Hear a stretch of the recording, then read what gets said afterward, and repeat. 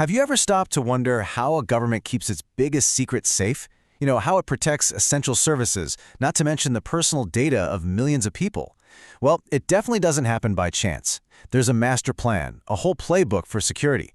And today, we're going to demystify that playbook, the Australian government's Protective Security Policy Framework, or as you'll hear me call it, the PSPF. So let's dive in and see how this thing actually works. To really get why something like the PSPF exists, you first have to understand the problem it's trying to solve. And this quote from the latest release really just nails it. We're not talking about simple, predictable risks anymore. The government is dealing with an environment where threats are constantly changing, popping up more often, and getting way, way more complicated. So the big question is, how on earth do you defend against that? Well, you do it with a plan, a really detailed, government-wide plan. And this isn't just some friendly advice. It's the official playbook that every single federal entity has to follow to keep the business of government itself secure. So what is the PSPF at its heart? Well, think of it as a set of mandatory rules that spell out exactly what government agencies have to do to protect their three most critical assets: their people, their information, and their resources. And that's whether they're working here in Australia or on the other side of the world. It's the absolute minimum standard for security. Now, don't picture the PSPF as one giant 1,000-page book that no one can read. It's actually a really smart, multi-layered framework. It's built to guide you from the very top-level strategy all the way down to the nitty-gritty details of how you actually do things. It's kind of like a pyramid of information, really. And here's how that pyramid breaks down. It all kicks off at the very top with a directive from the minister. That's the big why, the fundamental order to secure the government. From there, it flows down into principles. This is the what we believe, ideas like security is everyone's job.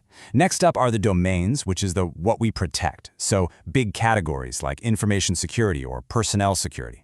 Then you get to the really detailed standards and manuals, the specific how we do it, like the actual rule book on how to classify a document as secret. And right at the bottom, you've got guidelines and notes, which give you best practice advice, like tips on how to run a security awareness campaign. See? Each layer gets more and more specific. Okay, so that's the structure, but what about the philosophy behind it all? Before you can get to any rule or procedure, you've got to have a shared mindset, right? Well, the PSF is built on 6 fundamental principles that guide every single security decision. And here they are. These 6 ideas are the philosophical heart of the entire framework. These aren't just rules written on a page. They are the absolute bedrock of the government's security culture. They make sure everyone is coming at security from the exact same starting point. So what this all really boils down to is a few simple, powerful ideas. Security isn't just for the tech guys. No, it's everyone's job. It has to be part of a positive culture, something that helps get work done, not block it. It has to be flexible, and accountability has to start right at the very top. And maybe most critically, when something does go wrong, you have to learn from it. It's a living, breathing thing. Having great principles is one thing, but who's actually responsible for making all this happen? Who runs the show? Well, the framework is super clear about the chain of command. Right at the tippy top of every single government agency, you'll find the accountable authority. This is usually the department secretary or the CEO. And let me tell you, the buck absolutely stops with them. They are personally on the hook to their minister for the security of their entire organization. And reporting up to that accountable authority are 2 really key players, the CISO and the CISO. Now, the easiest way to think about it is this. The Chief Security Officer, the CSO, has the big picture view. They look after all protective security. We're talking physical security, personnel, information, the whole shebang. The Chief Information Security Officer, or CISO, is the specialist. They have a laser focus on the digital world, cybersecurity, technical standards, and fighting online threats. They have to work together, but they have very distinct jobs. Okay, so we've got the structure, the principles, and the key people, but how does all of this come together day to day? Let's take a look at the plan in action. And this brings us to a really crucial concept. Security is never done. You can't just set it and forget it. It's a continuous life cycle of planning, acting, and improving. You set your rules, you develop a plan, you embed it into your culture, you watch for and respond to incidents, you assess how you did, and then you review and improve the whole thing. And then the cycle starts all over again. That diagram is great, but let's be honest, it can feel a little abstract. So what does this constant cycle actually look like in practice for a government department on any given Tuesday? We can pretty much boil it down into 3 main phases. First up, you create your security plan based on your own unique risks. Step 2, you work to make that plan part of your everyday culture while you're actively monitoring for any signs of trouble. And third, you have to be honest and report on how you're doing, and then you use that info to make your plan even better for the next go-around. It's this constant loop of plan, do, improve. Look, proactive planning is absolutely essential. But let's be real, no plan is perfect. In a world of escalating threats, things are going to happen. It's inevitable. So what happens when things actually do go wrong?